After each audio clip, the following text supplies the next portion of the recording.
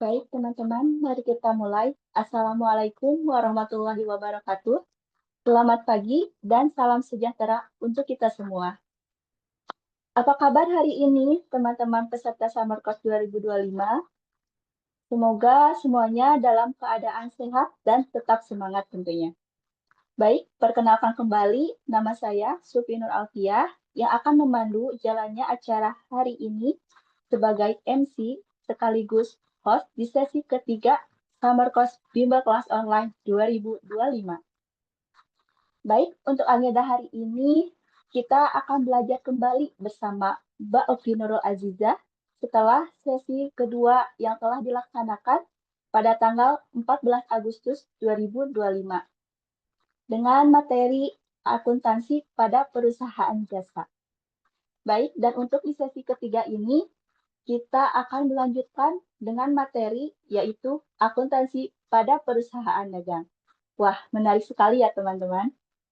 Baik teman-teman, sebelum kita memasuki ke materi inti, saya mau tahu dulu nih, di sini teman-teman yang sudah bergabung, ada yang sedang beraktivitas kah atau mungkin sambil kerja mungkin? Boleh tulis di kolom chat ya teman-teman.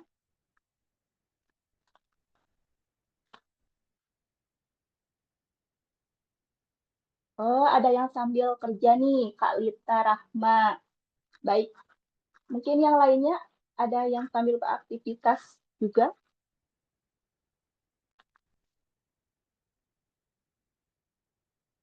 Boleh ya, di-share di kolom komentar ya, teman-teman. Di chat ya. Oh, ini ada Kak Putri. Kerja juga, Kak. Oke. Baik, tidak masalah ya, teman-teman. Yang penting ilmunya masuk dan suasananya tetap asik. Baik, jadi teman-teman, saya menginformasikan kembali bahwa Summer Course ini diselenggarakan oleh Bimbel Kelas Online mulai dari tanggal 10 Agustus sampai 30 September 2025 dan akan hadir dalam beberapa topik menarik yaitu ada basic accounting, literasi keuangan, talent mapping, dan metode penelitian ilmiah. Ya, untuk hari ini kita memasuki ke sesi ketiga atau sesi terakhir di basic accounting ini ya teman-teman dengan materi akuntansi pada perusahaan dagang yang tentunya bakal cocok banget untuk teman-teman yang ingin memahami dasar akuntansi baik kuliah, bisnis maupun pengelolaan keuangan pribadi. Baik, mungkin di sini teman-teman ada yang sudah tahu bimbel kelas online, bahkan mungkin ada yang sudah join bersama kami di bimbel kelas online, atau mungkin ada yang masih belum tahu apa itu bimbel kelas online. Nah, jika belum, bimbel kelas online ini adalah platform belajar interaktif yang telah banyak membantu mahasiswa khususnya mahasiswa universitas terbuka untuk memahami materi kuliah dengan cara yang lebih mudah dan fleksibel. Terbukti pada pendaftaran semester 2024 genap atau 2025.1 kemarin, ada 1.300 lebih peserta yang tercatat secara resmi sebagai peserta atau partner belajar di bimbel kelas online ini. Wah, tentunya karena banyak fasilitas yang menarik ya teman-teman di bimbel kelas online ini. Di antaranya yang pertama itu ada tutor profesional yang ahli di bidangnya. Oke, jadi tutor atau pengajar di bimbel kelas online ini eh, saya saya beritahu rata-rata itu lulusan S2, bahkan ada yang lulusan luar negeri juga ya teman-teman. Tentunya sangat profesional. Baik, yang kedua ada sesi Zoom interaktif dan rekaman supaya bisa diulang kapan saja. Jadi buat teman-teman yang mungkin eh, lagi kerja nggak bisa mengikuti sesi Zoom, kita menyediakan rekaman. Jadi teman-teman bisa akses rekamannya kapan saja. Dan yang ketiga, akses e-learning bimbel kelas online yang compatible dengan LMS Moodle. Jadi nanti pembelajaran kita melalui aplikasi Moodle. Ya, baik. Yang keempat, perbantuan tugas tutor dan ringkasan materi yang berkualitas. Jadi nanti teman-teman akan mendapatkan semacam kisi-kisi tugas atau diskusi dari bimbel kelas online. Dan untuk yang kelima ada latihan soal dan tryout. Jadi nanti teman-teman eh, Hamin kurang lebih 2 minggu itu kita akan memberikan latihan soal semacam tryout gitu ya teman-teman untuk memudahkan kita dalam pembelajaran UAS, dalam menghadapi UAS ya teman-teman. Dan yang keenam, ada grup WA mata kuliah untuk berdiskusi bersama pengajar maupun teman-teman dalam satu grup. Jadi, bila nanti teman-teman ada materi mata kuliah yang kurang paham, teman-teman bisa berdiskusi langsung di grup mata kuliah tersebut, secara langsung bersama pengajar atau tutor bimbel kelas online, bahkan bersama teman-teman peserta lainnya. Baik, yang ketujuh, ada kelas garansi, yaitu kelas remedial. Jadi, jika teman-teman nilai UAS-nya kurang memuaskan dan ingin mengulang di semester berikutnya, teman-teman cukup daftar kelas remedial. Jadi, free ya teman-teman, tanpa biaya. Baik, dan yang terakhir, tidak kalah menarik adalah adanya sertifikat di setiap program sebagai bukti kompetensi. Jadi, nggak cuma dapat ilmu, teman-teman juga dapat bukti dan bisa ditambahkan di CV atau portofolio. Ya, bagaimana? Menarik bukan teman-teman? Yuk join jadi partner bimbel kelas online dan daftar langsung di www.bimbelkelasonline.com. Kebetulan eh, kita sudah membuka pendaftaran pada tanggal 15 Agustus kemarin dan dan sekarang masih ada promo yang nggak kalah menarik yaitu promo tetap merdeka. Jadi jangan lewatkan ya teman-teman. Jika ingin join, yuk buruan sekarang mumpung harganya masih promo loh. Baik, eh, baiklah tanpa berlama-lama lagi, mari kita sambut pembicara kita hari ini, Mbak Oki Nurul Azizah, tutor profesional dari Bimbel Kelas Online yang sudah berpengalaman dalam bidang akuntansi.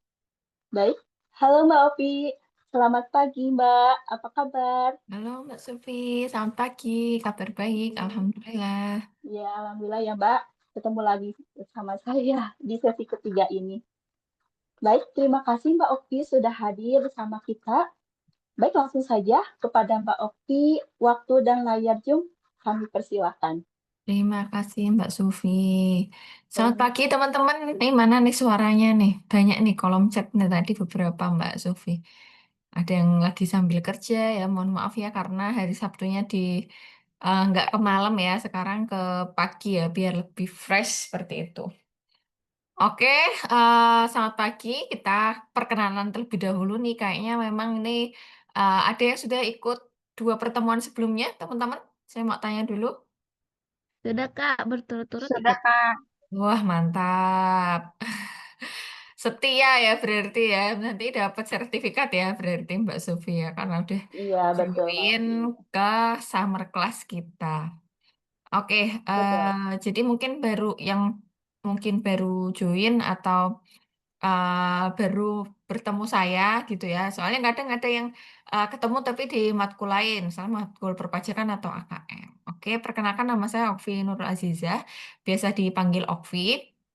Untuk pendidikan, saya kebetulan di STAN 2 kali, kemudian di S1 Manajemen UT ya. Jadi nanti insya Allah kita alma mater nih teman-teman kalau kita lulusnya, enggak, saya udah lulus ya. Kalau teman-teman berhasil menempuh pendidikan di UT-nya. Kemudian pekerjaan saat ini saya di Direktorat Jenderal Pajak sebagai pegawai negeri sipil. Pengalaman mengajar, Alhamdulillah sudah beberapa kali saya mengajar di bidang pengantar akuntansi ataupun akuntansi keuangan menengah dan juga perpajakannya. Nah, alhamdulillah saya juga sama bimbel kelas online ini sudah bertahun-tahun ya, teman-teman. Jadi Udah nanti mantep lah pokoknya kalau masalah diskusi ataupun tugas, ada yang ingin ditanyakan di grup ataupun PC ataupun, saat Zoom gitu ya. Nah itu bisa di eee, disampaikan. Wow, Natasha lagi baca kok hilang. Oke, sekilas aja ya kenalannya ya. Dipanggilnya Okvi gitu, nanti kalau teman-teman cowok ikut, mata kuliah yang pengantar akuntansi itu akan sama saya ya. Biasanya memang paling banyak itu peserta pengantar akuntansi, itu sudah, lazim ya karena memang basic-nya akuntansi, jadi banyak yang tertarik untuk belajar. Nah, setelah itu mungkin nanti teman-teman pelajarannya akuntansi masih berhubungan, tapi akuntansi manajemen atau akuntansi keuangan menengah atau akuntansi, jenis akuntansi lainnya. Tapi yang paling basic itu pengantar akuntansi. Maka sering sekali saya lihat, saya dulu pernah diajar Mbak Ovi di Pengakun, terus mereka udah upgrade mata kuliah yang lain. Nah, itu bisa ketemu lagi sama saya, kayak gitu. Eee, jadi seperti itu. Oke, selanjutnya mungkin langsung ke materi aja ya teman-teman. Nah, pada kesempatan kali ini kita akan belajar terkait akuntansi perusahaan dagang. Akuntansi perusahaan dagang itu sebenarnya nggak jauh beda sama 2 pertemuan sebelumnya. Ada yang masih ingat pertemuan pertama kita belajar apa? Yang tadi bilang sudah 2 pertemuan? Ayo, Persamaan akuntansi. persamaan akuntansi. Pertemuan kedua, belajar apa teman-teman? Akuntansi perusahaan apa? Perusahaan jasa. Jasa, betul sekali. Nah, ini ada Badroku kok udah tiba-tiba modul 5. Nah, ya memang kita mekanismenya memang kurikulumnya memang modul 1, 2, 3, 4 sudah kemas di dalam 2 pertemuan kemarin, teman-teman. Tapi tenang aja, gimana Kak nanti nggak bisa ngikutin akuntansi perusahaan dagang? Nah, kita akan review terlebih dahulu untuk persamaan akuntansi sama akuntansi jasa. Yang pertama, dalam persamaan akuntansi kita mengenal, satu persamaan yang akan sampai nanti nggak akan berubah, teman-teman, yaitu aktiva sama dengan apa kemarin? Utang. Ekuitas plus Utang modal. ditambah Ya, ekuitas. AUM ya, utang plus Modal. modal ya. Jadi AUM gitu ya teman-teman ya. Kemudian kemarin setelah kita paham ini persamaan akuntansi, kita bisa menyebutkan aktiva itu contohnya apa saja. Ayo teman-teman masih ingat nggak contoh aktiva apa aja? Akunnya, Aset. aset ya. Terus apa Aset, aja? Akunnya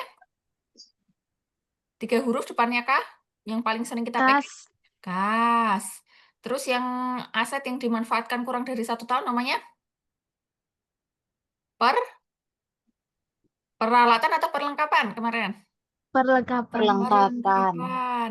Kalau lebih dari 1 tahun namanya per peralatan, peralatan. Kendaraan masuk apa? Masuk aktiva atau bukan? aktiva tetap, Aktiva tetap, kendaraan ya, dan lain-lain yang pada intinya, kalau secara definisi umum adalah seluruh sumber daya ekonomi yang bisa dimanfaatkan untuk memperoleh penghasilan. Jadi apapun itu. Nah, kemarin kita juga sempat menyinggung namanya jurnal penyesuaian. Ada istilah yang, eee, kayaknya nggak aktiva banget, tapi sebenarnya aktiva, yaitu beban dibayar atau dibayar atau diterima di muka kemarin, beban titik-titik di muka, masih ingat nggak? Beban di Beban apa? dibayar di muka. Betul sekali, Putri. Mantap ya, Putri menyimak dengan baik ya. Beban dibayar di muka. Ini adalah kategori dari aktiva. Selanjutnya kita belajar posisi nih, posisi antara debit dan kredit. Kalau aktiva ini kelompok apa ini teman-teman kemarin? Kalau bertambah debit, gimana? Di debit, debit. Kawannya siapa satu lagi? Selain aktiva kalau bertambah di debit. Be utang, be Beban. beban, beban. beban, Nah, ini kan persamaan ya. Kalau di sini posisi positifnya debit, berarti 2 orang ini posisinya di mana teman-teman kalau positif atau bertambah? Di kredit, Kredit. kredit ya. Jadi ini namanya persamaan. Nah, kemarin juga sudah belajar double entry system. Kalau menjurnal ada di debit harus ada yang di kredit ya. Kredit. Nggak harus satu-satu, boleh 1 dan 2. Debitnya 1, kreditnya 2. Yang penting jumlahnya sama. Nah, utang definisi adalah hak milik orang lain ya yang kita manfaatkan. Kalau modal milik kita sendiri, sendiri. Ya, bertambahnya di kredit.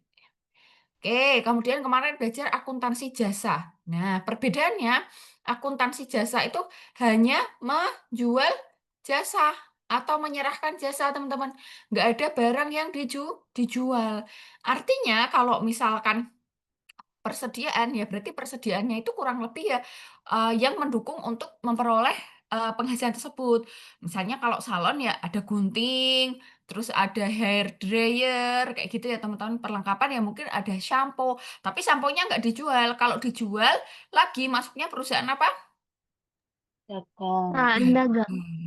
Nah, tapi kalau misalnya jual sesuatu yang kita produksi sendiri, misalnya kita produksi samponya sendiri, namanya perusahaan Manufaktur. Manufaktur. manufaktur ya. Jadi memang nanti di pengantar akuntansi kita luar biasa hebat ya, karena kita harus belajar 3 jenis perusahaan secara langsung. Jasa, dagang, dan manufacturing. Dan itu di satu modul di pengantar akuntansi yang cuma dipelajari teman-teman berapa minggu? 8 minggu aja. 8 Jadi minggu. summer class, terus teman-teman nyicil modulnya itu sangat-sangat penting ya. Kalau teman-teman dapat IP-nya sempurna pun bisa dapat beasiswa dari bimbel kelas online, dapat uang tunai kalau nggak salah dulu. Ya itu alhamdulillah banget. Jadi teman-teman meskipun kuliah di UT jangan remehkan ya. Di UT itu nggak mudah. Sekali lagi saya selalu tekankan jangan pernah remehkan pelajaran di UT karena menurut saya kualitas materi kualitas ujian di UT itu cukup challenging ya. Jadi kalau kita nggak belajar, kita hanya mengandalkan sistem kebut semalam itu nggak bisa. Ya,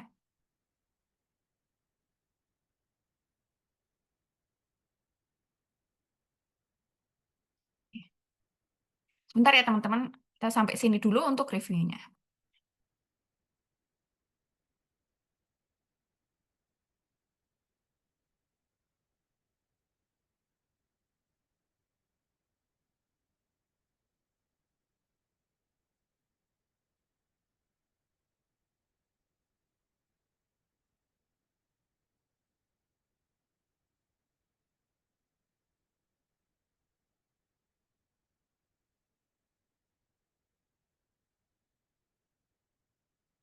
Oke, kita lanjutkan materinya ke perusahaan dagang ya.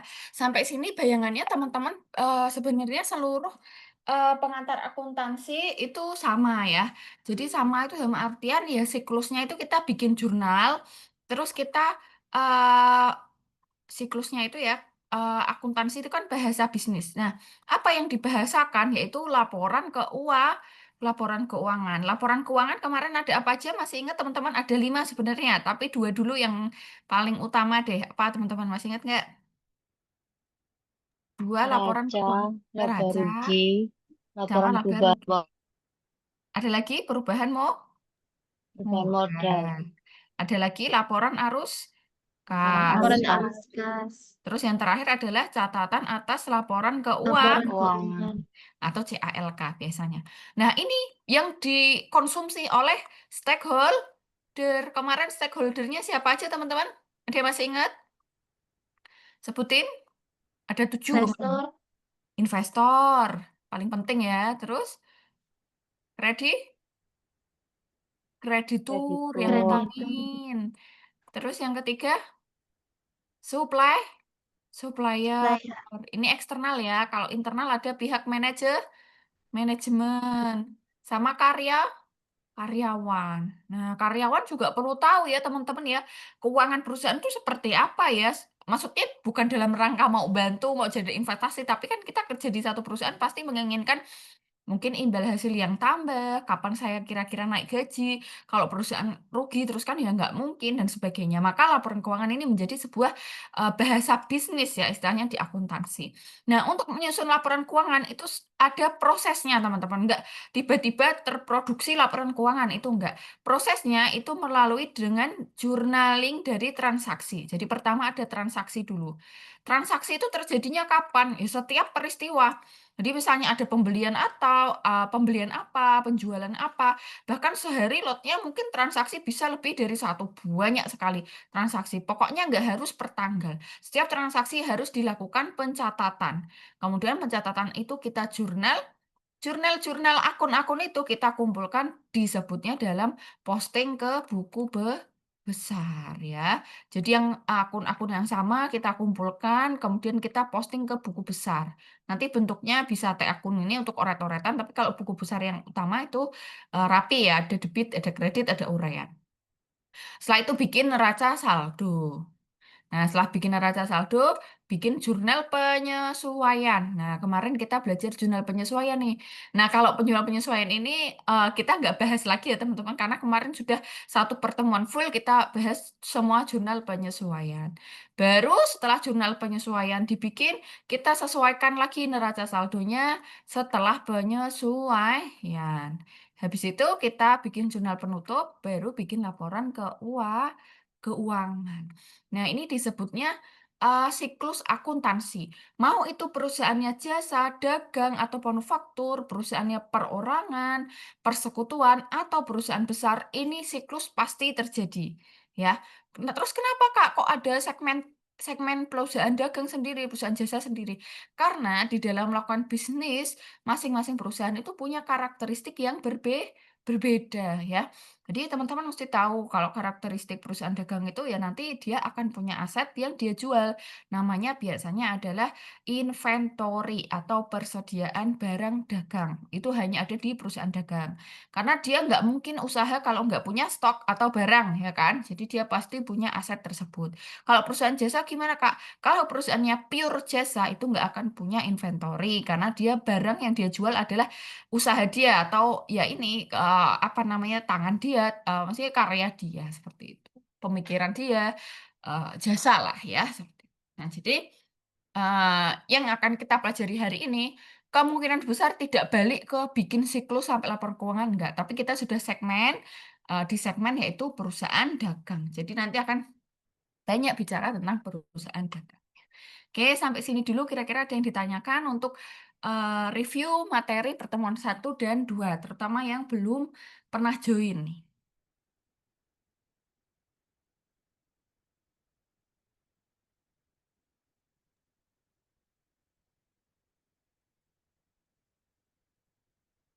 Boleh ya teman-teman, kalau ada yang mau ditanyakan, boleh melalui kolom chat atau langsung disampaikan open mic ya teman-teman. Boleh banget, silakan.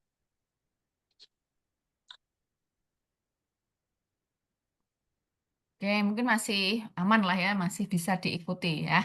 Oke, Ya. kita masuk ke perusahaan dagang. Nah, ini terkait dengan definisi. Sekali lagi ya teman-teman, perusahaan dagang itu ada di modul 5.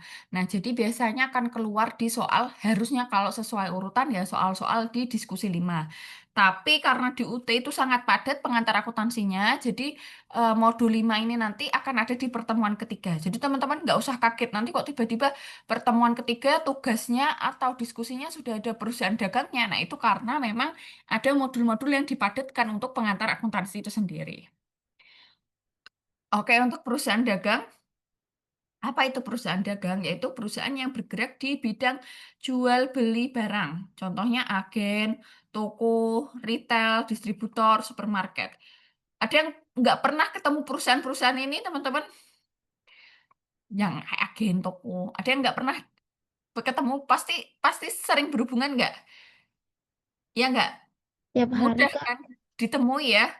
Kita beli barang pasti di toko. Nah, mungkin kalau perbedaannya apa sih Kak? Agen, toko, retail, distributor. Nah, kalau agen dia biasanya porsi atau jumlahnya itu banyak. Jadi kartonan atau apa ya sifatnya grosir, mungkin tidak semua ada barangnya. Jadi misalnya agen Aqua ya udah dia akan jual Aqua aja atau agen LPG ya udah dia jual LPG aja dalam jumlah yang besar yang akan dijual ke toko-toko atau retail. Nah, retail ini dia jenisnya yang langsung ke konsumen teman-teman. Misalnya Indomart, Alfamart, itu langsung retail. Jadi dia nggak jual ke pihak lain. Tapi kalau agen itu karena jumlah, misalnya belinya harus kartonan dan jumlahnya cukup besar, nah dia jualnya ke toko atau retail. Nah, kalau distributor ini biasanya adalah tangan panjang dari pabrik. Contoh Coca-Cola, dia pasti punya distributor yang apa? Yang datang ke toko-toko atau ke agen-agen untuk menjualkan produknya. Itu namanya distributor. Tapi semua barang yang dijual belikan sama sebenarnya ya, hanya Hanya, apa ya, variasi dalam jumlah skala ataupun, marketnya mereka. Kalau supermarket, perbedaan dengan retail sebenarnya sama, cuma barang-barang yang dijual lebih banyak variatif, kemudian jumlahnya juga bisa banyak ya, itu supermarket. Minimarket itu tergantung skalanya ya.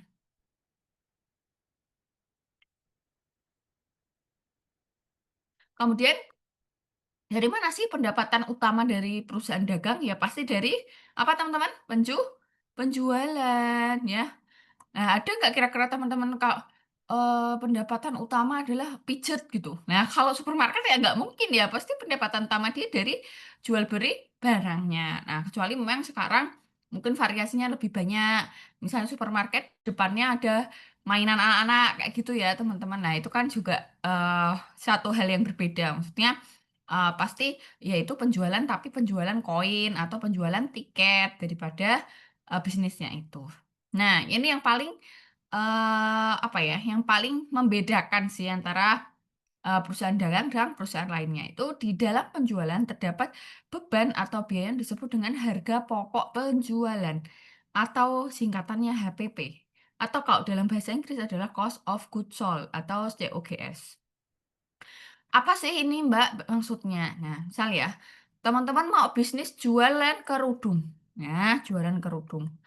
Nah, kerudung itu teman-teman apakah tiba-tiba dapat atau tiba-tiba ada di rumah teman-teman? Nah, kalau nggak ada, berarti teman-teman mesti beli kan dari orang lain. Beli itu kira-kira ada harganya nggak teman-teman kalau beli dari orang lain? Ada harganya nggak kira-kira? Ada. Ada, Ada. misalkan harganya 10.000. Kemudian teman-teman pasti jualnya berapa? Ada yang mau jual 8.000? Enggak. Jualnya Rugi berapa dong. Putri? Kira-kira? Mungkin 15, 20 kan bisa. 15. Oke. Nah, inilah yang disebut dengan HPP. HPP itu adalah yang 10.000. Nah, terus 18.000 disebutnya apa? Disebutnya penjualan ya.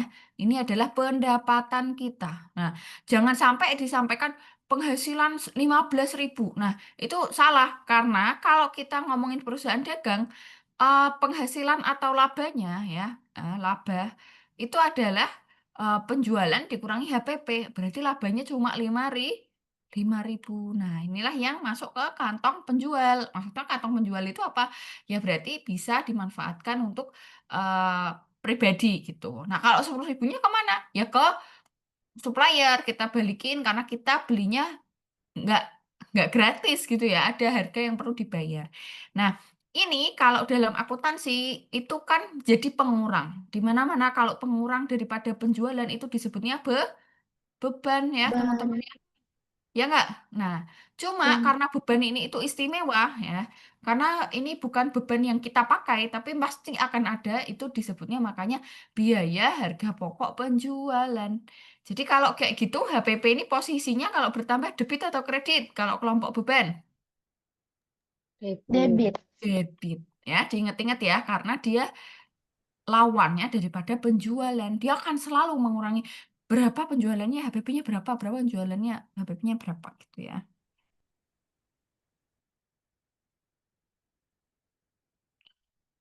Nah, untuk bisa melakukan penjualan harus ada persediaan, didapat dari pembelian ya. Jadi nanti akan ada istilah penjualan, persediaan, dan pembelian. Kalau pembelian itu berarti kegiatannya ya teman-teman. Apa yang dibeli? Persediaan. Jadi persediaan ini adalah kata bendanya atau bendanya. Kalau pembelian itu adalah kata kerjanya ya. Seperti itu.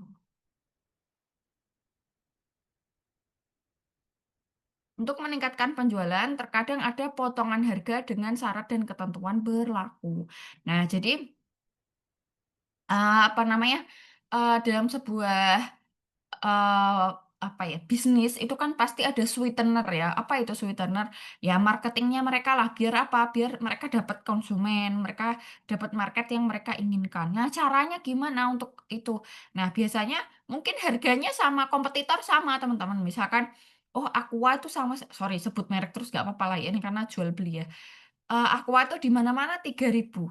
Tapi kalau beli di toko itu, kita, belinya banyak, misalnya 10, kita akan dapat potongan harga. Pasti orang akan lebih banyak minat ke yang seperti itu. Maksudnya kayak yang ada, sweetener-nya atau ada diskonnya, ada apanya. Nah, kan ada diskon di situ.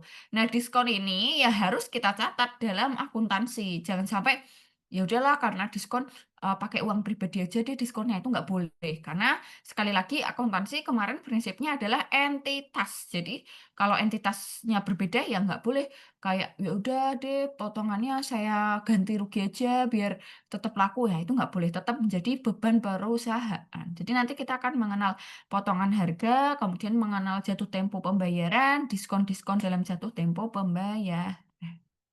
Oke, sampai sini dulu kira-kira ada yang ditanyakan? Kecepatan nggak teman-teman ngomongnya? Ya, nge-rap ya saya. Bisa dipahami ya? Oke, nah ini prosesnya ya. Jadi ini gambaran kalau nanti teman-teman dapat soal terkait perusahaan dagang. Karena apa? Karena akan ada hubungannya dengan proses bisnis seperti ini. Dimulai dari mana?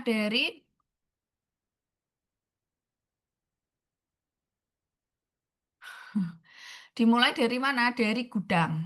Nah, gudang ini misalkan gudang-gudang perusahaan gitu ya. Kemudian ada truk nih di sini. Nah, ini truk ngirim-ngirim. Kemudian ada pelanggan sampai diterima di pelanggan.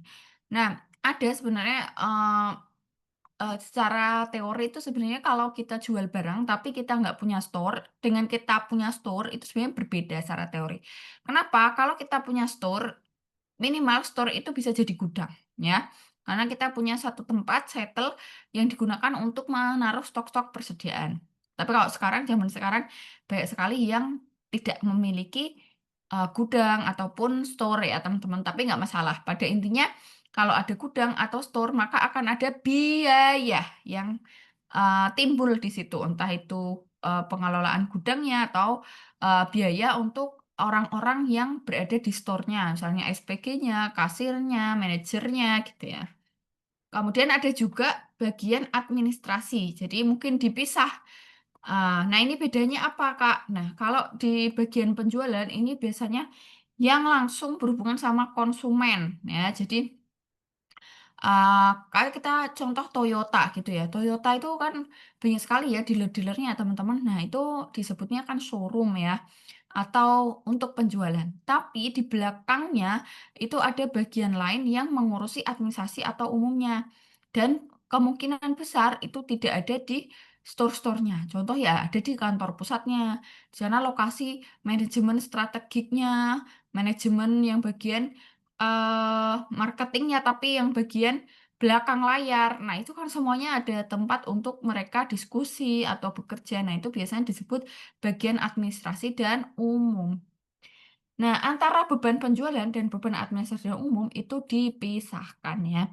Jadi dipisahkan. Kenapa dipisahkan? Supaya kelihatan beban-beban yang langsung pada produk itu disebut beban penjualan. Jadi dia eh, beban-bebannya keluar karena kita jual barang tersebut. Kalau administrasi kan sifatnya suportif ya. Begitu. Oke, jadi penjualan nilainya berapa, kemudian ada harga pokok penjualan itu meliputi persediaan awal, ditambah pembelian, disebutnya barang yang tersedia untuk dijual, dikurangi persediaan akhir, dapatlah harga pokok penjualan. Nah, ini apa sih, Kak? Nah, oke, jadi gini. Tadi teman-teman bisa pahami ya, kalau jual kerudung 15.000, itu 10.000-nya disebut apa tadi? Disebut apa? Pembelian. Harga pembelian. Nah, kalau kita bayangin ya, kita punya barang tapi nggak cuma satu, banyak sekali. Nah, terus kita disuruh ngitung HPP-nya. Kemarin belinya berapa ya atas penjualan barang itu? Nah, itu sangat menantang teman-teman ya. Karena kita nggak tahu ini barangnya masih tersedia berapa, yang udah terjual berapa. Nah, maka dari itu, untuk harga pokok penjualan itu ada rumusnya. Itu apa? Yaitu persediaan awal. Apa itu persediaan awal? Yaitu kita di gudang itu ada stok berapa sih? Nah, kalau dicontoh di sini ada 4 kotak nih. Oh, di gudang awalnya ada 4 kotak. Di awal itu mesti apa? Awal periode ya. Kemarin kan akuntansi salah satu karakteristiknya periodicity ya teman-teman, atau dicatatnya per periode. Jadi di awal di gudang ada 4. Nah, terus datang lagi 6 biji. Nah, berarti kan ini namanya apa? kalau ada barang awal, terus ada beli lagi 6. Namanya barang tersedia dijual. Nah, jadi kita punya loh stok di rumah itu 10, yaitu barang tersedia dijual. Oke, kita nggak pernah tahu nih kejualnya kapan dan berapa. Nah, di akhir periode itu biasanya disebut stok opnam. Nah, ada yang pernah dengar stok opnam, teman-teman? Stok opnam. Ada yang pernah melakukan atau Pernah sudah? Siapa? Sudah pernah dengar? stok akhir bulan. Iya, Pernah. tiap akhir bulan, betul sekali. Nah, terus di stok opnam, oh tinggal 1. Nah, berarti kalau tinggal 1 terjual berapa, teman-teman? 9. 9. Nah, itulah disebut dengan HPP atau harga pokok penjualan. Tapi ingat, semua ini dalam harga apa? Dalam harga beli ya, bukan harga jual ya. Jadi kemarin ada stok barang 4 dengan harga berapa gitu ya. Karena kan akuntansi sekali lagi satuannya adalah currency atau uang. Jadi harus tahu oh 4 ini harganya berapa, 6 harganya berapa, sehingga yang tersedia dijual berapa 10. Terus kemudian sisanya di kantor masih berapa? Oh 1. Berarti sisanya itu adalah HPP-nya atau harga pokok penjualan. Ya.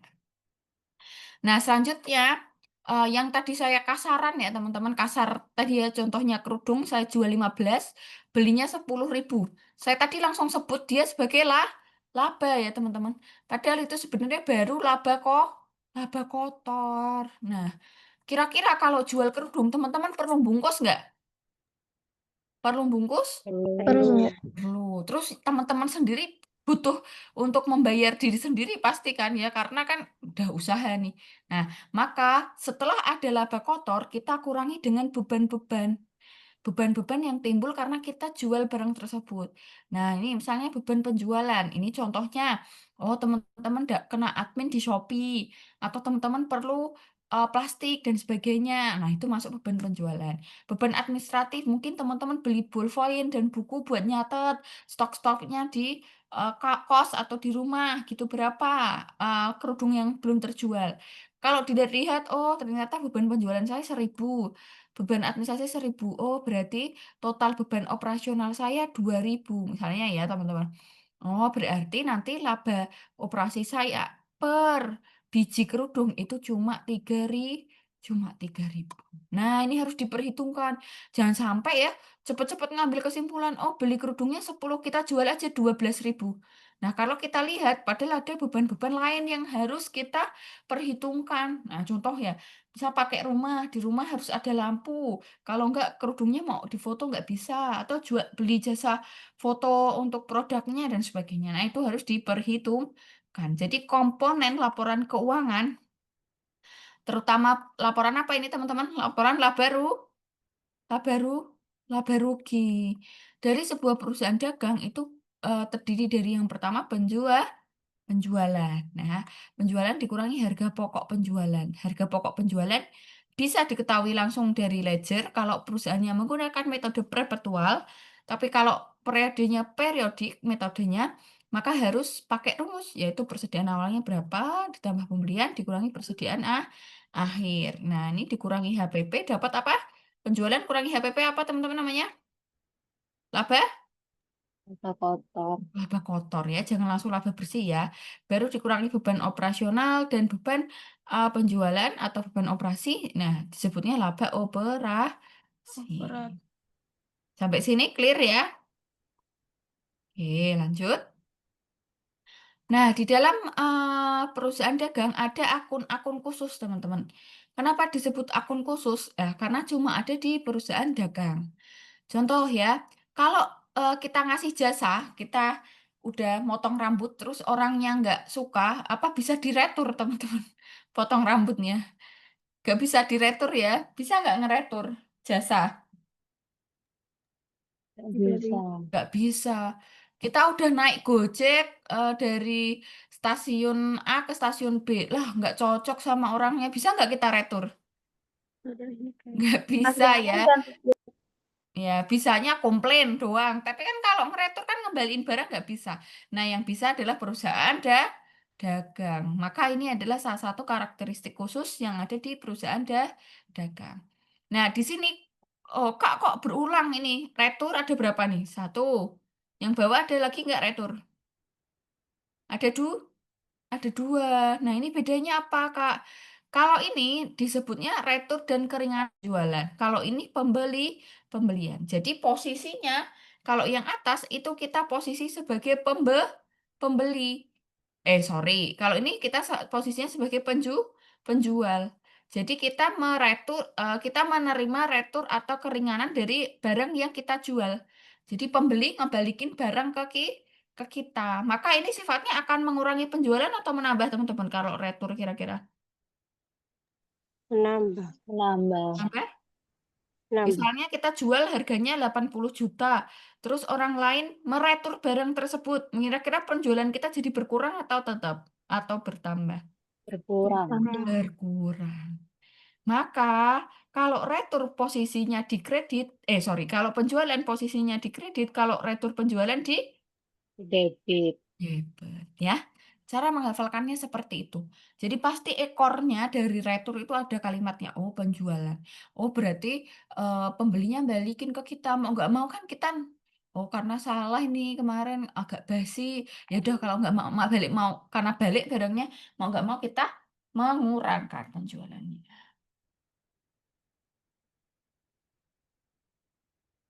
Kemudian ada potongan penjualan. Nah, ini berarti diskon ya, teman-teman.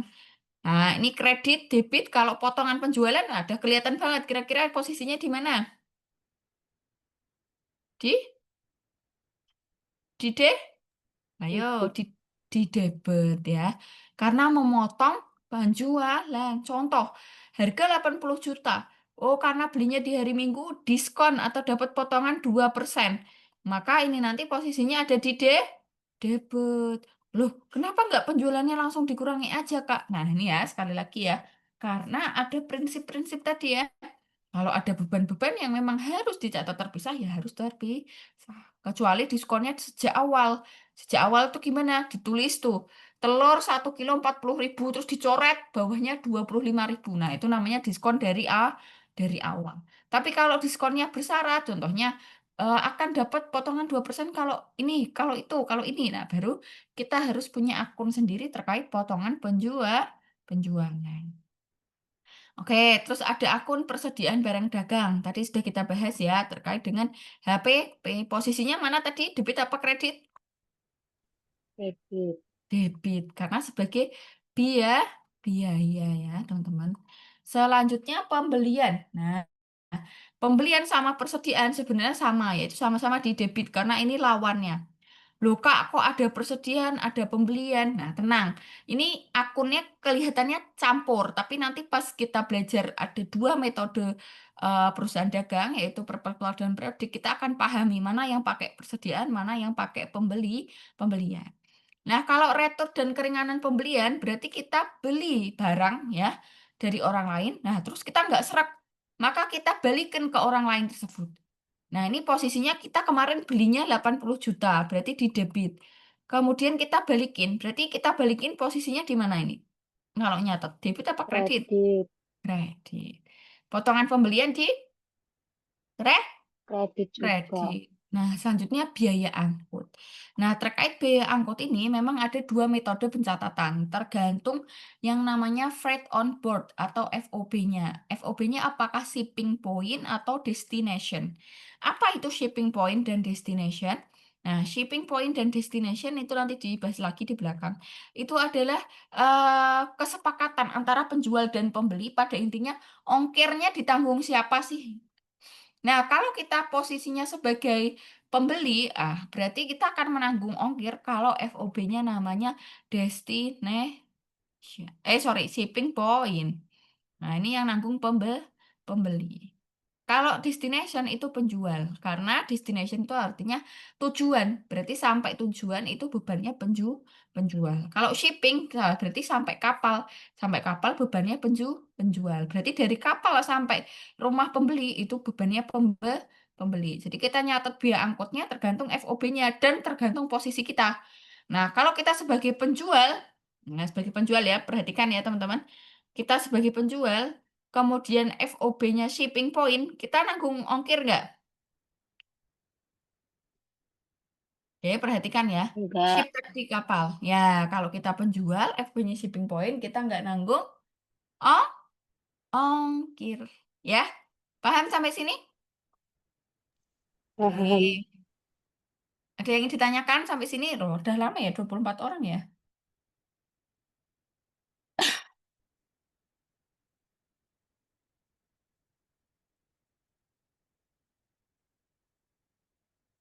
Oke, selanjutnya. Nah, ini tadi yang kita sebut-sebut. Nah, metode pencatatan di dalam perusahaan dagang itu ada dua, teman-teman, yaitu metode perpetual dan metode periodik.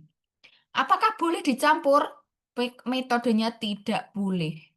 Harus harus milih ya. Harus milih salah satu dan harus taat asas. Taat asas itu gimana? Sekali pakai perpetual, maka perpetual terus. Boleh nggak pindah? Boleh, tapi habis itu taat asas lagi, periodik. Boleh nggak? Tahun ini periodik, tahun sebelumnya perpetual. Nah, itu morat-marit itu namanya. Itu namanya tidak taat asas. Jadi, berubah pun dari perpetual ke periodik itu pasti ada reasoningnya atau alasannya. Kenapa? Oh, karena pusatnya jadi periodik. Atau karena ada customer yang sama-sama periodik, jadi lebih enak. Nah, kayak gitu baru boleh pindah metode pencatatan persediaan. Nah, apa itu perpetual? Perpetual itu apabila persediaan dicatat setiap kali transaksi. Nah, setiap kali transaksi itu yang seperti apa? Nah, misalkan teman-teman ada jualan mobil ya, bisa dihitung lah. Kalau mobil itu sehari misalnya yang terjual berapa. Nah, itu selalu dicatat. Ada barang keluar mobil dengan harga pembeliannya dulu misalnya berapa juta. Bisa dicatat itu. Tapi kalau kita ngomongin supermarket, kita kan eh, apa ya, frekuensi untuk jual belinya itu sangat tinggi ya. Nah, jadi kita misalnya jual shampoo Rejoice. Oh, dilihat dulu Rejoice-nya yang produksi kapan. Nah, produksi kapan tuh harganya kemarin belinya berapa ya? Nah, kayak gitu kelamaan secara akuntansi. Maka perpetual ini cukup membingungkan untuk perusahaan-perusahaan yang frekuensi penjualannya itu tinggi. Tapi apakah boleh digunakan? Boleh. Kalau sekarang sistem informasi akuntansinya makin canggih ya, teman-teman. Jadi bisa dipakai. Kemudian ciri kedua tidak memerlukan jurnal penyesuaian. Nah, kemarin ada yang ingat kapan jurnal penyesuaian dibikin? Kapan? Ada yang ingat? Apakah setiap transaksi atau di satu periode tertentu? Dia masih Periode ingat? tertentu. Iya, periode tertentu. Nah, berarti pada periode tertentu tersebut kita nggak perlu lagi nyatet. Kenapa? Karena sudah dicatat setiap apa?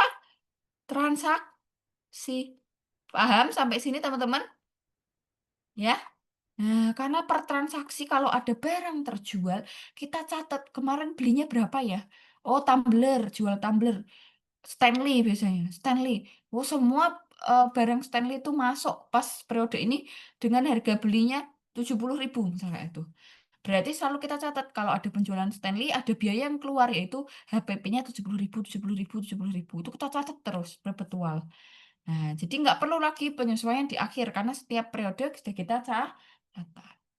Terdapat akun persediaan barang dagang dan HPP ya. Dia ada akun persediaan barang dagang dan HPP karena mencatat setiap transaksi. Nah, tadi ya, akun persediaan dan HPP sama akun pembelian. Ini lawannya. Jadi kalau pakai perpetual pasti pakainya per ya, perpetual, persediaan.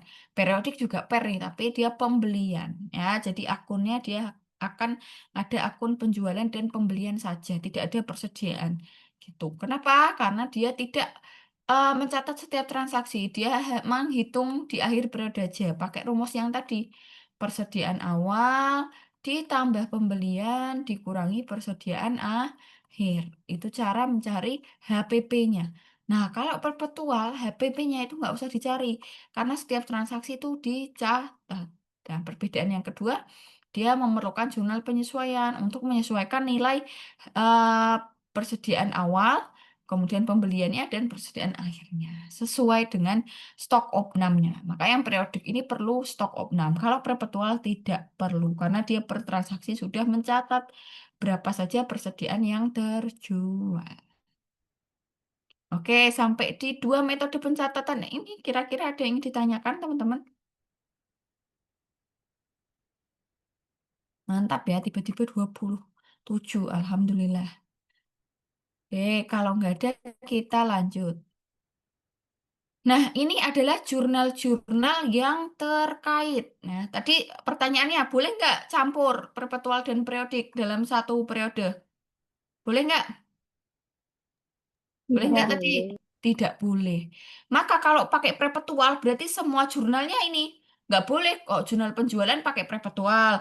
Terus kalau retur pakai periodik itu nggak boleh. Jadi sekali teman-teman tahu di soal itu perpetual, maka harus pakai yang hijau ini semuanya jurnalnya. Dihafalin kakak, nggak perlu sebenarnya. Kalau udah paham itu insya Allah di luar kepala nanti bisa.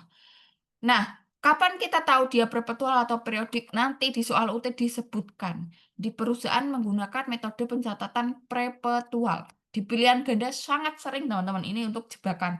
Jadi mesti tahu di soal itu informasinya perpetual atau periodik. Nah, kalau perpetual itu kalau saya bicaranya dia paling sering dikeluarkan di UT. Karena apa? Karena paling ribet ya.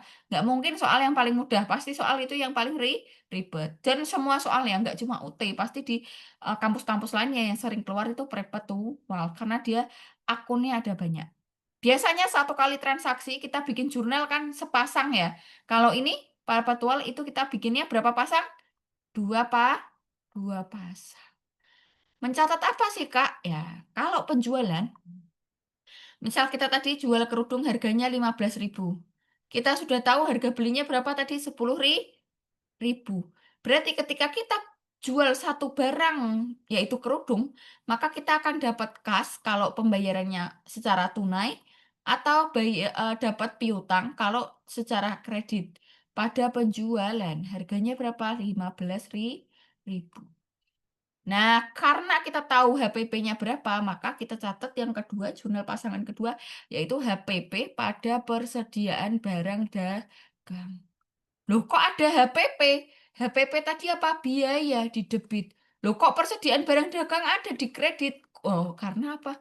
Aktivanya terjual. Berarti aktivanya berkurang. Ya enggak? Persediaan barang dagang kalau dijual hilang atau enggak? Berkurang atau enggak, teman-teman? Persediaan kalau dijual. Berkurang. Berkurang. Nah, persediaan kelompok apa? Akti, aktiva. Aktiva. Sehingga kalau berkurang berada di debit atau Debit. kredit? Di debit. Kredit. Eh, Berkurang kredit. di kredit. Nah, maka ini selalu pasangannya. Jadi HPP pasangannya selalu apa? Persediaan barang dagang. Kalau kas pada penjualan itu kan apa namanya jurnal umum biasa ya. Kalau kita jual barang berarti kita dapat kas. Kalau penjualan secara tunai. Tapi kalau kita jualnya secara kredit ya udah bayarnya besok-besok aja. Maka kita catatnya sebagai piutang. Keduanya sama-sama kelompok apa ini? Kelompok apa kemarin? Ah, Aktiva. Aktiva. Sehingga kalau bertambah di mana teman-teman? Di Di debit. Debit.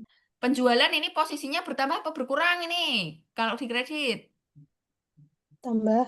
Bertambah. Bertambah. Karena ada penjualan, memang ada transaksi penjualan. Oke, sampai sini bisa dipahami. Kalau penjualan bentuknya perpetual, kita mesti catat apanya teman-teman langsung HPP-nya. Nilainya harus beda karena ini yang atas sebesar harga jual, yang bawah sebesar harga beli. Ribet banget kan? Bisa bayangin kalau kita jual barang yang kita lupa harganya? Bisa bayangin? Nah, makanya nanti akan dikenal metode FIFO, LIFO, atau average ya untuk mencari tahu berapa sih HPP barang yang kita jual. Gitu ya. Nah, kalau periodik dia simple, jual barang ya udah selesai, yaitu kas pada penjualan kalau penjualannya tunai atau piutang pada penjualan. Berapa pasang jurnalnya? Satu Satu pasang. Satu pasang. Ya, karena dia akan ribetnya di mana? Di belakang. Dia bikin jurnal penyesuaian. Kalau perpetual, nggak apa-apa lah tiap transaksi kita catat. Tapi nanti di belakang nggak usah lagi hitung-hitung persediaan barang dagang. Karena kita udah tahu infonya dari mana? Jurnal setiap transaksi. Nah, selanjutnya, kalau sudah paham, potongan penjualan. Nah, potongan penjualan misalnya di diskon 2%. Nah, karena melunasi atau karena biasanya potongan penjualan sifatnya yang kredit, teman-teman. Kenapa yang kredit? Karena kalau potongan penjualannya untuk yang cash itu biasanya di depan ya, langsung dipotong gitu misalkan sudah harga lah, udah net setelah diskon. Tapi kalau yang bersyarat misalnya ya, saya kasih kamu barang dengan nominal tadi 15.000 ya, katakanlah 15 juta, akan saya diskon 2% kalau kamu lunasi dalam jangka waktu 7 hari. Nah, jadi nanti ada term of credit, teman-teman. Nah, itu harus dihafalin itu hubungan antara diskon dan juga persyaratan kredit ya. Contoh di sini diskon 2%, harga jualnya 15 juta gitu ya. Contohnya diskonnya 300.000. Nah, maka kita pas nerima uang ini kan, misalnya 15 juta aja ya teman-teman biar bulat ya. Kemudian dapat diskon 300.000. Nah, kira-kira pas dia ngelunasi utang dia yang 15 juta ini, karena dia ngelunasinya dalam waktu diskon, kas kita 15 juta full atau berkurang sesuai diskonnya? Yang mana kira-kira? Kurang sesuai diskon. Iya, jadi kita akan menerima kasnya cuma berapa? 14 juta 700. Padahal kita di awal nyatet piutangnya berapa, teman-teman? Kita nggak bicara kas ya kalau ini ya. Kita nyatet piutangnya berapa? 15. 15 juta. Nah, 15.000. Lah selisih dong, Kak. Iya, selisihnya disebut akunnya apa? Potongan penjualan. Tadi sudah sepakat ya, karena ada kata-kata potongan berarti negatifnya atau lawannya dari penjualan. Berarti dia posisinya akan ada di Debit. debit. Berapa nilainya? Ya 2% dari 15 juta, yaitu 300.000. 300.000. Sudah balance atau belum nih antara debit kreditnya nih kalau gini? Su? Sudah. Sudah. Nah, ini juga berlaku bagi yang periodik. Karena apa? Karena potongan penjualan tidak melibatkan persediaan barang. Ya, dicatat betul cara ngapalinnya. Kalau dia melibatkan barangnya balik atau barangnya keluar, pasti akan ada embel-embel HPP pada persediaan. Tapi kalau potongan penjualan, kan ini kita motong harga. Jadi nggak perlu ada barang yang balik atau barang yang keluar. Sehingga cukup dicatat sama antara periodik dan perpetual. Oke, sampai sini bisa dipahami atau pusing? Yang pusing resen, coba yang pusing. Yang pusing resen ada nggak yang pusing banget? Ada yang baru join ya, kalau yang baru join, perkenalkan saya Okvi teman-teman ya. Jadi nanti eh, kalau masih pusing ya, nanti kan kita ulangi lagi kalau teman-teman ikut ke kelas gitu ya. Syaratnya satu, ikut kelas. Kalau nggak ikut kelas ya kita nggak ngulangin karena ini terakhir ya, ini terakhir pembelajaran summer kelasnya gitu ya. Selanjutnya retur dan keringanan penjualan. Kalau retur ini agak beda karena kalau retur ada barang yang balik ke kita, ke penjual ya maksudnya. Karena ada barang yang balik, maka jurnalnya nanti dua dua dua pasang ya.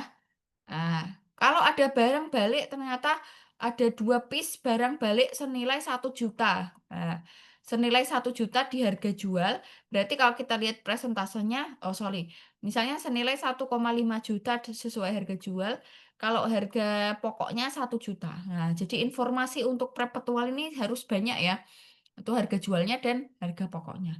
Nah, maka kita akan ada namanya retur keringanan penjualan. Jadi dari barang kita jual 15 juta tadi, ada retur 1,5 juta. Kalau kita diretur barangnya, berarti utang orang lainnya berkurang atau bertambah kira-kira? Gimana? Kira-kira bertambah atau berkurang? Ada retur. Oh, berarti utang orang lainnya Ayo, fokus lagi teman-teman. Saya ulangi ya. Kalau ada retur, tadi beli 15 juta. terus dikembaliin barangnya. Berarti piutang orang lain tersebut berkurang atau bertambah? Berkurang. Berkurang. Makanya piutangnya di mana? Di Kredit. kredit ya, berkurang 1,5.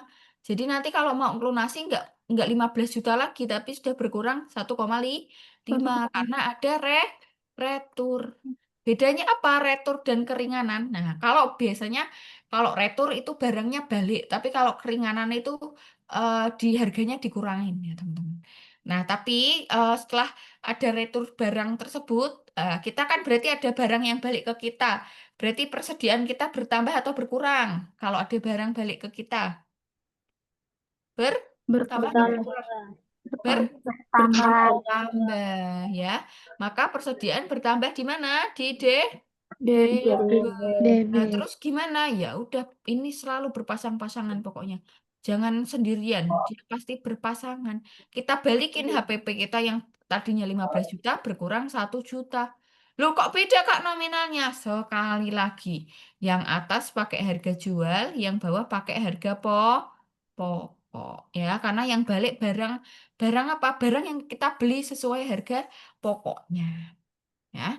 Nah, kalau periodik simpel dia retur ya udah retur aja, nggak usah nyatet-nyatet barang yang balik. Seperti itu ya teman-teman, bisa dipahami?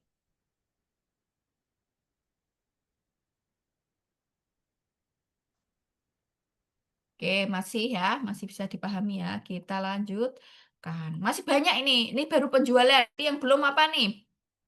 Yang belum apa? Kita cuma jual doang. Harus ada apa? Harus ada apa teman-teman? Pembelian. Pembelian, betul sekali.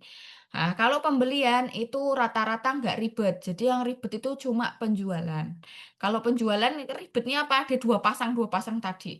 Kalau pembelian ini untuk perpetual ini hanya beda di akunnya aja, teman-teman. Kalau perpetual itu pakai akun apa tadi saya bilangnya kata benda. Sedangkan kalau periodik pakainya kata kerja. Ya, ya. Kalau pembelian kan kita nggak ada apa namanya perbandingan harga jual versus harga beli itu kan nggak ada. Kan semuanya cuma harga beli, maka semuanya dicatat sesuai harga pokoknya. Ya, cuma perbedaannya akun yang dipakai kalau perpetual itu pakai bendanya, yaitu persediaan barang dagang. Kalau periodik itu pakai kata kerjanya, yaitu pembelian. Ya, sebenarnya saya lebih suka periodik karena logis. Pembelian karena lawannya apa? Penjualan. Tapi kalau perpetual itu pakainya persediaan. Jadi karena apa? Karena ada barang yang masuk ke gudang, maka kita akan mencatat aktiva kita bertambah. Aktiva bertambah di mana tadi? Di mana aktiva bertambah Debit. persediaan debit ya. Jadi kalau kita beli barang harga misalnya 15 juta, maka persediaan pada kas atau utang. Nah, nanti kalau bikin jurnal jangan dua-duanya ditulis ya, tergantung soalnya apakah tunai atau kredit. Kalau pembayarannya tunai berarti kas kita berkurang. Kalau pembayarannya kredit berarti utang kita bertambah. Kita ngutang lebih tambah. Nah, kalau pakai metode periodik, nah itu cuma beda di debitnya. Debitnya posisinya adalah pembelian. Ini debit, ini kredit. 15 juta. Nah, di pembelian ada variasi apa? Sama sebenarnya. Ada potongan pembelian, sama ada retur dan keringanan pembelian. Potongan pembelian itu ketika kita mampu melunasi sesuai dengan syarat diskonnya. Nah, nanti syarat diskon juga di belakang dipelajari. Contoh dari beli 15 juta ini kita akan dapat diskon 10%. Fantastis ya. Kalau kita mampu melunasi 2 hari. Nah, kemudian kita lunas itu dalam waktu 2 hari. Besoknya kita lunasi. Nah, berarti utang kita awalnya kita catat berapa utang? Ayo, 15 utang juta. kita 15 juta. Kalau kita bisa lunasi waktu tadi kita dapat diskon 10%, berarti yang kita bayar cuma berapa? 15 juta dikurangi 10%-nya 1,5, berarti cuma bayar berapa? Juta. 13,5. 13,5. 13,5. Berarti kas kita berkurang berapa teman-teman di sini? 13,5. 13,5. Selisihnya disebut apa? Diskon kan harusnya gitu ya. Harusnya kan kalau sama kayak yang penjualan namanya diskon. Nah, tapi kalau perpetual karena harga barang kita jadi diturun, yang tadi kita catat 15 juta, maka harus kita kurangi harga barang kita. Jangan terlalu overprice. Harus kita kurangi di kredit sebesar berapa? Sebesar diskonnya 1,5. Sampai sini kira-kira bisa dipahami nih logikanya. Sudah betul belum? Sudah balance belum ini sama-sama 15 juta? Oke. Udah. Sudah ya. Nah, kalau periodik saya sangat suka karena dia logis. Dulu pembelian, berarti kalau dapat diskon namanya potongan Pembelian. pembelian. Ya, tapi kalau di sini nggak ada potongan persediaan karena persediaan tadi apa? Benda. Jadi bendanya tadi turun harga, berarti kita kurangi 1,5. Jadi kalau dibikin T akun seperti ini, persediaan barang dagang yang awalnya 15 juta, kita kurangi 1,5. Sama aja nilai akhirnya 13,5. Cuma akunnya yang dipakai di sini pakai potongan pembelian. Masih ingat nggak tadi yang penjualan 3 rumusnya, 3 jurnalnya yang lain. Nah, ya jadi ini kalau perusahaan dagang itu perbedaannya teman-teman, kita akan mengenal akun-akun baru, jurnal-jurnal baru. Perusahaan jasa itu yang paling simpel, jadi akun-akunnya sederhana. Kalau perusahaan dagang akun-akunnya baru dan kita mesti tahu sistem pencatatannya perpetual atau periodik. Kak Okti mau tanya, Boleh silahkan Putri. yang transaksi pembelian itu di potongan pembelian kan kreditnya persediaan barang dagang. Kalau yang penjualan kan potongan Pembelian. penjual, ya potongan pembelian. Nah itu kalau semisal dari segi pembelian itu di sisi kredit mesti persediaan barang dagangan ya, bukan disebutnya kayak potongan pembelian gitu. Kalau yang perpetual. Iya, kalau Iya. berbeda. Kalau Oh, yang oke, oke. perpetual persediaan barang dagang lagi, tapi posisinya di kredit. Jadi nilai persediaannya berkurang. Seperti itu. Oh, berarti akunnya langsung diganti ke persediaan barang dagangan ya, bukan potongan pembelian. Iya, kalau perpetual ya. Iya, oh, oke, oke. Makasih ya, Kak. Iya, meskipun ini transaksinya potongan pembelian ya, tapi akunnya persediaan barang dah. Oke, ada lagi teman-teman? Nah, ini Mbak Virus, oh aku baru paham. Nah, boleh. Selanjutnya, retur dan keringanan pembelian. Berarti kalau ini posisinya kita yang ngebalikin barang ke penjual, teman-teman. Jadi kita posisinya sebagai pembeli. Nah, kira-kira barang kalau kita kembaliin, barang kita berkurang atau bertambah kalau kita kembaliin? Berkurang. Berkurang. Makanya posisinya di Kredit. kredit. Ya. Jadi kalau saya sungguh-sungguh mau jujur, perpetual itu akun-akunnya fake. Kalau periodik itu real, karena ya kita lihat ya, kalau retur ya dia catatnya apa? Retur. Ya. Retur. Iya, kalau perpetual itu pakai kamuflase persediaan dulu ya, karena memang dia mencatat persediaan setiap ada yang masuk atau keluar, dia catat per transaksi. Seperti itu. Nah, kalau ada retur, misalnya kita ngeretur 2 juta, ya udah berarti utang kita berkurang dong 2 juta kan kita balikin. Ya. Lah gimana Kak kalau bayarnya cash? Ya kita dapat uang cash pada persediaan barang dagang karena kita balikin barang dagang kita berkurang. Tapi kalau di periodik ya sesuai kalimatnya ya, kalau ada retur berarti retur dan keringanan pembeli dia 2 juta. Selanjutnya biaya angkut pembelian ya. Ini pokoknya kalau saya ngomong biaya angkut pembelian teman-teman harus paham kalau ini yang nanggung pembeli ya. Kalau yang nanggung pembeli berarti FOB-nya apa tadi? FOB-nya shipping atau destination? Shipping. Shipping. Apa itu Kak shipping di kapal? Apa itu Kak kapal? Oh, berarti secara kepemilikan itu sudah berpindah di kapal atau di jasa pengiriman itu sudah berpindah ya. Jadi sudah tidak lagi kepemilikan daripada penjual. Nah, kalau periodik sama perpetual bedanya debitnya di sini nggak biaya angkut tapi persediaan barang dagang. Karena apa? Karena kita mau meng-up atau mengelevate harga barang yang kita beli. Kalau kita lihat historinya ya, harga barangnya 15 juta. Terus didiskon 1,5. terus diretur 2 juta, masih ada ongkir 1 juta. Berarti barang yang kita beli itu prosesnya berkurang dulu 1,5, berkurang lagi 2 juta, berarti 11,5. Tapi kita mesti naikin harganya barang kita karena ada ongkos kirim yang kita tanggung. Jadi 11,5 tambah 1, berarti 12,5. Nah, nanti kalau mau jual barangnya ya disesuaikan dengan pembelian atau persediaan barang. Nah, kalau periodik itu langsung ke debitnya biaya angkut pada kas atau utang dagang ya.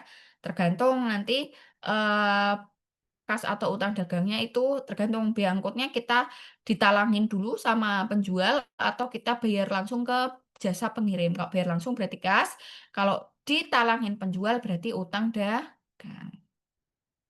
Jadi berapa jurnal ini kita pelajari hari ini teman-teman? 1, 2, 3, 4, 5, 6, 7 ya. Apa cuma jurnal ini doang di perusahaan dagang, Kak? Oh, tidak ya. Ini cuma yang khusus penjualan ya. Khusus penjualan. Nanti yang lain-lainnya misalnya ada beban gaji, ya beban gaji pada kas. Misalnya ada penyusutan, ya akumulasi penyusutan, depresiasi gitu ya. Ya, jadi ini hanya tambahan teman-teman ya. Yang khusus ada di perusahaan. Ramai juga ya grupnya ya. Saya nggak baca grup ya, teman-teman lanjut aja ya. Manajemen persediaan itu ada 2, yaitu metode FIFO sama LIFO. FIFO itu apa? Artinya yaitu masuk pertama, keluar pertama. Yang lebih lama dulu yang dijual. Jadi kalau secara stok opnam, biasa teman-teman lihat ya penataan susu ataupun minuman gitu ya, pasti ditaruh ke depan dulu, baru yang belakang yang diisi. Maka kalau misalnya ada perbedaan harga, misalnya yang awal itu dulu belinya 8.000, terus ada kenaikan 9.000. Nah, berarti udah sepakat ini, yang kita jual yang pertama itu pakai harga 8.000, misal dijual 10.000, yang harga kedua kita pakai harga 9.000 karena naik harganya jadi 11.000. Nah, ini namanya metode FIFO. Jadi first in, first out. Jadi yang pertama masuk itu yang kita jual duluan. Nah, kalau LIFO itu yang masuk terakhir keluar pertama atau MTKP. Ini istilahnya buku UT ya teman-teman. Ini aku juga nggak tahu suka MPKP sama MTKP. Nah, kalau ini berarti yang baru yang dijual. Jadi misalnya ada stok, stok, baru stok. Jadi sifatnya linear, nggak ada pembaruan. Nah, jadi kalau misalnya 9.000, di sini yang dulu belinya 8.000, maka yang dijual pertama itu yang 9.000. Misalnya jualnya masih 10.000. Nah, ini yang dijual pertama. Terus nanti jualnya naik 11.000. Nah, ini yang dijual selanjutnya. Ini bisa dipahami untuk Vivo sama Livo?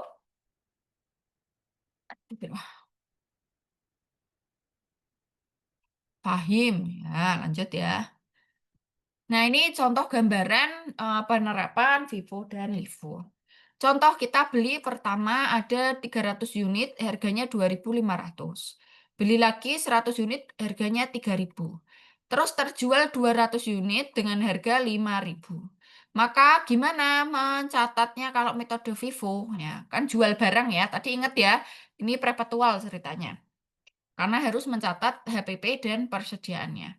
Berarti kalau ngejual 200 unit, FIFO, harga mana yang dipakai teman-teman? 300.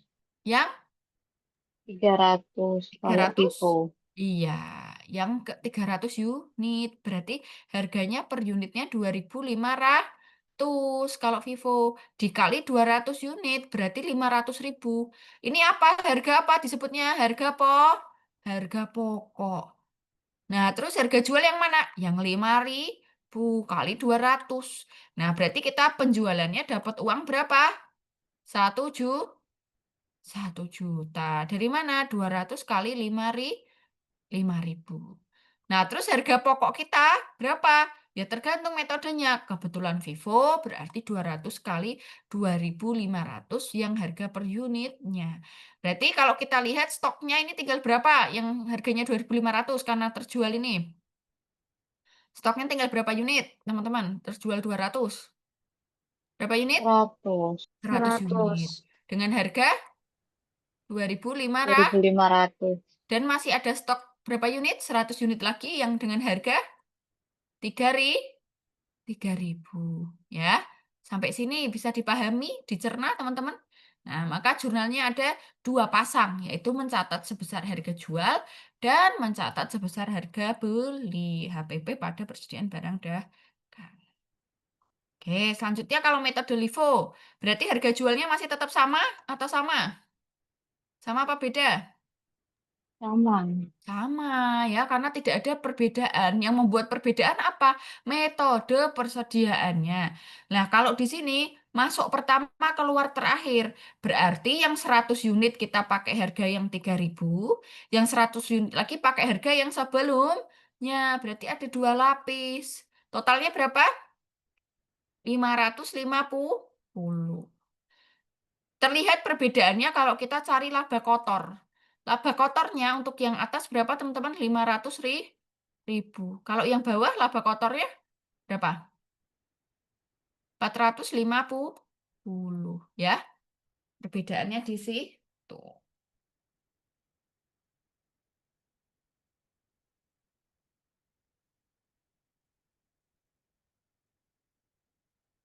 Oke, sampai sini ada yang ditanyakan?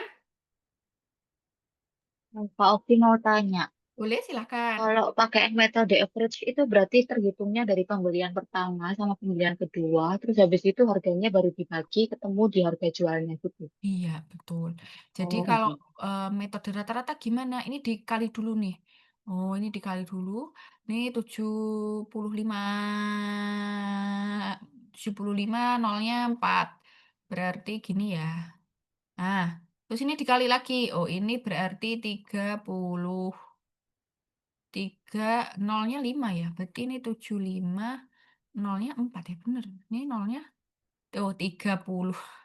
Nolnya sih rolu 4 mau 5. Berarti 300.000. Ini 1.050. Nah, kalau rata-rata ini dibagi 400 unit. Biasanya koma-koma. Nah, ini sekitar 2, 7, bla bla bla. Jadi nanti kalau average nilainya tunggal 200 unit kali 2.700 berapa. Ini 200 unit kali 2.700 berapa. Jadi sama nanti harganya. Tapi harus merata-rata dulu atas barang yang kita beli. Sebenarnya nanti di akhir in the end sama sih. Cuman kalau sesuai apa ya, konsep yang sekarang itu yang Vivo karena harga kan terus naik. Kalau kita pakai harga yang lama terus kan nanti keuntungannya nggak real ya. Oke, sampai sini ada yang tanyakan?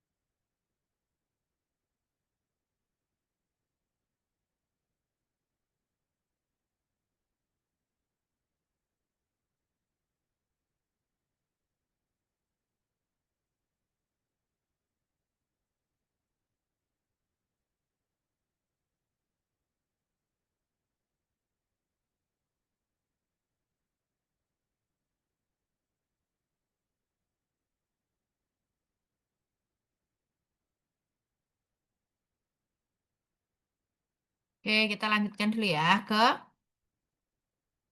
eh, transaksi metode periodik. Yang pertama terkait penjualan. Penjualan bisa dilakukan secara tunai atau kredit. Mungkin terdapat retur atau disebutnya nanti retur dan keringanan. Asumsi penjualan menggunakan sistem fisik atau periodik ya. Maka kalau ada penjualan yang kita ada returnya, yang tadi ya, kasnya kita dapat berapa, returnya berapa, penjualannya berapa. Ini ngulang lagi sih teman-teman, tapi per transaksi. Contoh di sini kalau kita jual kredit itu biasanya ada termin syarat diskonnya. Contoh ini 2 garis miring 10 N 30. Berarti kita akan dapat diskon 2% kalau melunasin 10 hari. N itu berarti kayak bahasa Inggris ya, N berakhir. Nah, jadi jatuh temponya 30 hari. Jadi ini disimbolkan seperti ini. Kalau misalnya ada 3 garis miring 15, berarti kita akan dapat diskon berapa? 3 15% dilunasi dalam waktu 15 hari. Ya, seperti itu. Nah, perhitungan harinya kalau di akuntansi seperti apa, Kak? Nah, itu date to date. Jadi misalnya 15 hari setelah itu berarti tanggal 16. Tanggal 16 masih masuk periode diskon. Jadi kalau misalnya dilunasi tanggal 16 pun masih diskon 3%. Kalau ada potongan seperti ini dicatatnya sebagai potongan penjualan ya, potongan penjualan. Ya, kita ulangi lagi tadi jurnal-jurnalnya. Kita ada contoh di sini, UT menjual barang secara kredit sebesar 500.000 kepada Mr. A dengan terminnya 1/10 N30. Setelah barangnya diterima, ternyata ada yang cacat 50.000. UT setuju untuk mengurangi harga jual, kemudian pada tanggal 5 Juni melunasi. Nah, ini ada 2 transaksi ya, teman-teman. Dibaca lagi, coba tanggal 1 Juni berarti kita ada apa? Jual barang secara kredit. Berarti kalau secara kredit debitnya apa, teman-teman? Kas atau piutang? Piutang. Piutang. Nah, kebetulan pas tanggal 1 juga diketahui kalau ada cacat, sehingga ada retur 50.000. Maka langsung kita kurangi aja returnya 50.000. Nah, penjualannya tetap sama, yaitu sebesar 500.000 ya.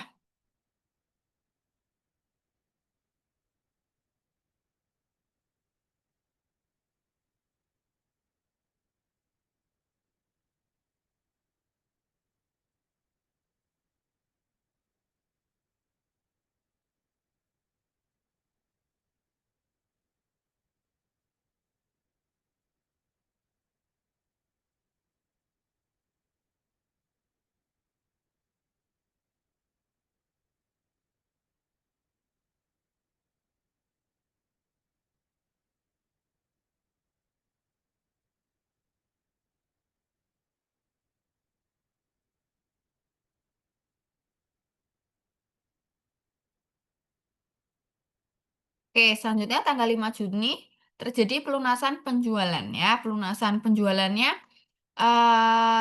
5 Juni. Padahal ini syaratnya 1/10, teman-teman. Berarti diskonnya berapa persen? 1%. 1%. Dilunasi dalam waktu 10 hari. Kebetulan tanggal 5 langsung dilunasi. Berarti dapat diskon nggak kira-kira? Dapat. Dapat. Ya, berarti kas yang kita terima kita kurangi dengan diskon. Kita cari dulu diskonnya berapa. Diskonnya 1% dari penjualan ya, bukan dari retur ya. Jadi kita carinya dari penjualan utamanya.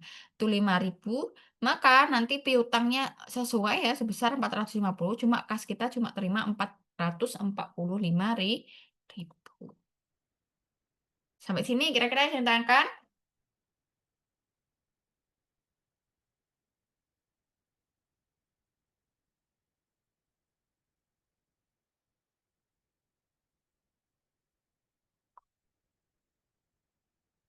Oke, masih lancar ya.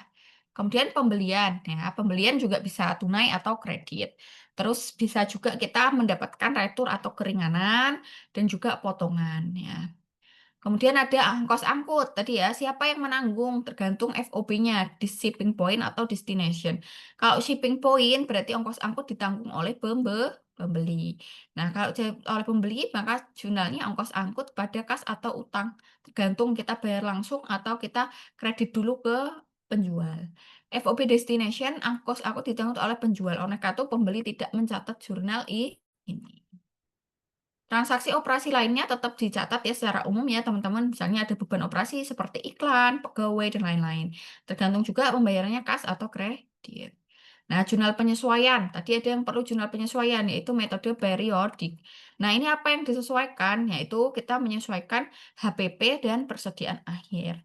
HPP-nya kita debit, eh kemudian return kita debit, potongan pembelian kita debit.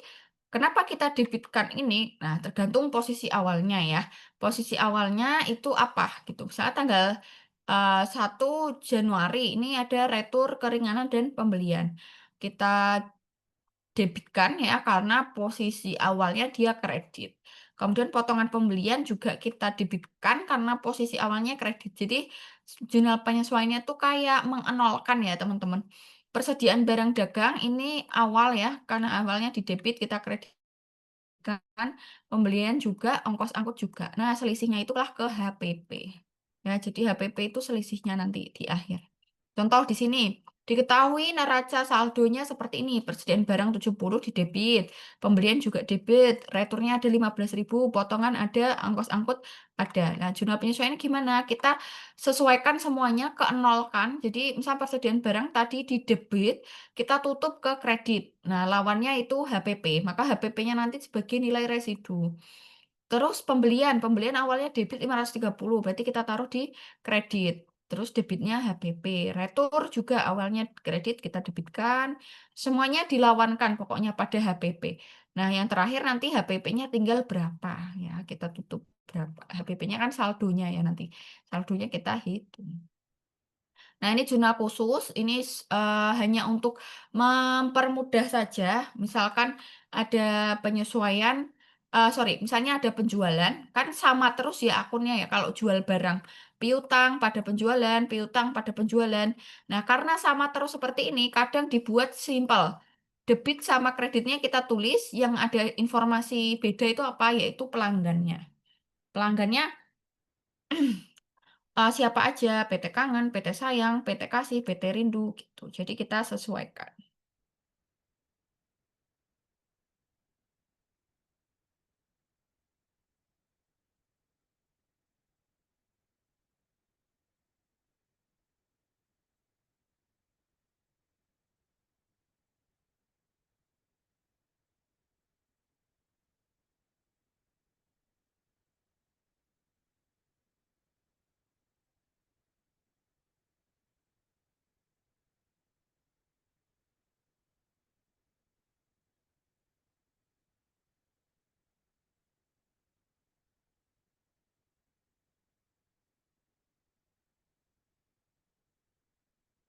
Oke, ini seperti ini kalau jurnal khusus penjualan. Jadi di sini informasi siapa pelanggannya karena kita menjual barang ya, debit kreditnya informasinya di atas. Jadi dibedakan seperti ini. Pembelian gitu, karena pembelian kan berulang ya jurnalnya, debitnya pembelian terus ke utang dagang, maka diringkas ya seperti ini. Berarti ke akun supplier ini sebenarnya bukan pelanggan ya. Debitnya selalu sama, pembelian, kreditnya utang dagang.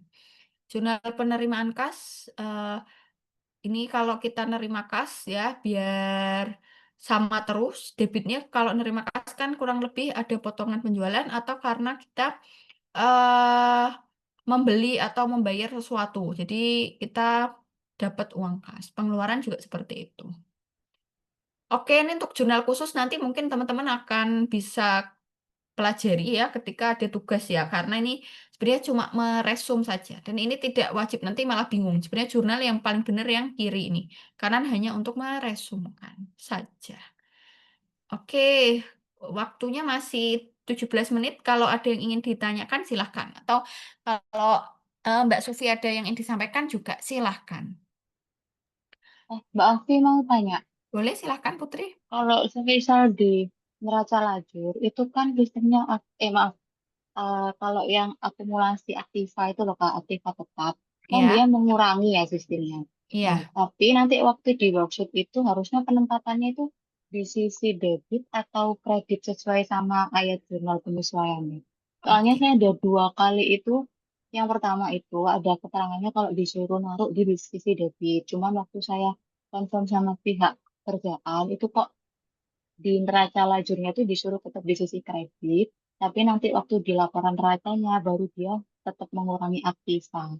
Oke, Mbak Putri Gitu. akunnya apa tadi? Contohnya Aktiva, Kayak iya aktiva tetap. Aktiva tetap, terus ada akumulasi gitu ya? Iya, heeh. Oh, gini kah? Ini peralatan terus ada akumulasinya seperti itu. Ini Iya betul. tampilan.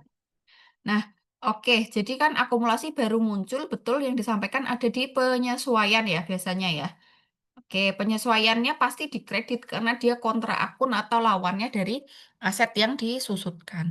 Terus nanti di neraca saldo setelah penyesuaian di mana dia tetap ada di kredit. Terus sampai neraca nanti tetap ada di kredit. Cuma penyajian dalam laporan keuangan neraca dia itu nanti simbolnya dalam kurung seperti ini ya. Jadi simbolnya aja nanti di neraca itu.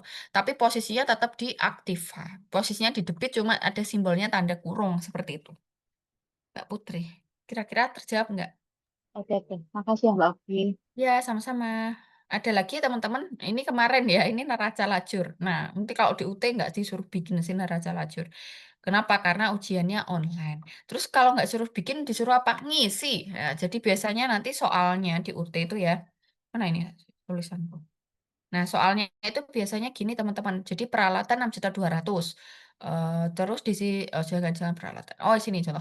Asuransi dibayar di muka 2.400.000. Terus di sini ada 100. Nah, di sini nanti tuh dimintanya titik-titik. Ini nomor 40. Terus nanti di sini ada lagi nomor misalnya 41. Jadi teman-teman mesti tahu nih cara melengkapi neraca lajur ya, neraca 10 kolom. Kalau misalnya posisi neraca awalnya 2.400.000, penyesuaiannya 100 kontra ya, debit ke kredit, maka posisinya harus ada di debit karena lebih besar debit. Sebesar berapa? Dikurangi aja antara 2.400.000 dikurangi 100. Jadi 2.300.000. Kemudian untuk posisi ini laba rugi dan neraca itu adalah posisi. Jadi kita cuma memindahkan yang ada di neraca saldo setelah penyesuaian ini nanti dilaporkan di mana sih? Nah, kalau akunnya itu terkait aktiva, utang, dan modal, dia akan pindah ke neraca. Jadi cuma mindahin aja, nggak usah ada tambah minus plus ya. Kemudian kalau beban dan pendapatan itu akan ada di laba rugi. Dan pasti laba rugi ini pasti nggak balance, karena pasti ada laba atau posisinya rugi. Kebetulan di sini karena bebannya lebih besar atau debitnya lebih besar, maka di sini rugi. Nah, rugi ini akan terlihat balance kalau kita tambahkan ulang di neraca. Jadi neracanya adalah kelompoknya kas, piutang, utang, modal. Nah, ini juga nggak balance awalnya. Cuma kalau kita tambahkan dari posisi rugi bersih tadi di kredit, kemudian kita debitkan, nah itu pasti akan balance. Seperti itu. Ini untuk neraca lajur ya, bagi yang kemarin mungkin belum sempat ya, itu terkait neraca lajur.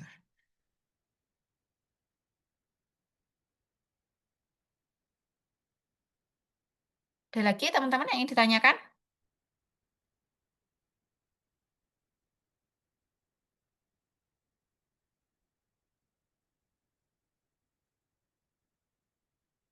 Paham atau pusing atau menyedihkan ini hari ini nih?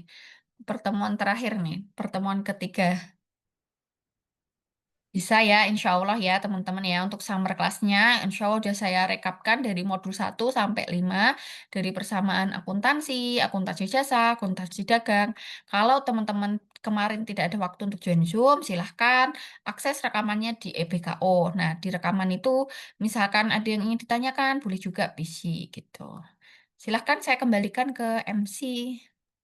Baik, terima kasih banyak kepada Mbak Oki Nurul Adijah atas penjelasan yang sangat menarik dan bermanfaat hari ini tentang ruang lingkup akuntansi. Wah, alhamdulillah ya teman-teman, untuk e-learning basic accounting ini kita sudah menyelesaikan semua sesi dari sesi 1, 2, dan 3. Baik, selain e-learning basic accounting ini, saya ingatkan lagi ada sesi Zoom dari 3 e-learning lainnya buat teman-teman yang ikut seluruh sesi e-learning, yaitu ada literasi keuangan, talent mapping, dan metode penelitian ilmiah. Baik, untuk Sobat Bimbel, kembali kami informasikan untuk mengerjakan post-test yang ada pada simulasi ujian. Soal berbentuk pilihan ganda berjumlah 10 dan Sobat Bimbel diberikan kesempatan menjawab sebanyak 3 kali. Baik, apabila Sobat Bimbel berhasil mencapai nilai minimal 70, maka Sobat Bimbel dapat mengakses sesi cetak sertifikat, kemudian mengunduhnya secara mandiri. Setelah berhasil, Sobat Bimbel bagikan keseruan mengikuti summer course ini ke media sosial Sobat Bimbel masing-masing ya. Dan dengan men-tag akun Instagram @bimbel.classonline serta pastikan profil Sobat Bimbel dalam keadaan publik atau tidak di privat agar kami dapat merepostnya. Baik, terima kasih teman-teman peserta yang hadir. Pada sesi ketiga ini Saya, Sufi Nur Alfiah, mohon maaf jika ada kata yang kurang berkenan. Sampai jumpa di sesi berikutnya. Selamat siang dan tetap semangat belajar. Wassalamualaikum warahmatullahi wabarakatuh. Waalaikumsalam warahmatullahi wabarakatuh. Terima kasih teman-teman. Semoga yang diberikan dapat bermanfaat. Selamat